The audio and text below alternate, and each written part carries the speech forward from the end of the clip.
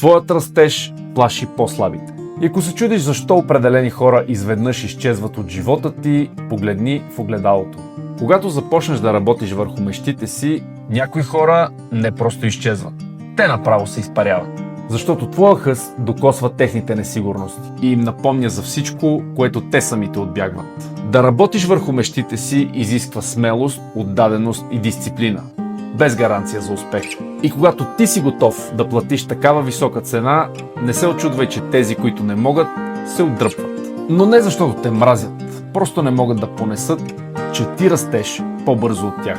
Затова често непознатите те подкрепят повече от тези, които познаваш.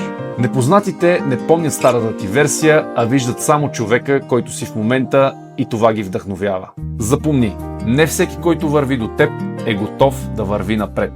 И не всеки, който си допуснал в живота си, е тук за да остане. На върха е самотно. Не защото няма място за други, а защото малцина имат смелостта да се изкачат до там.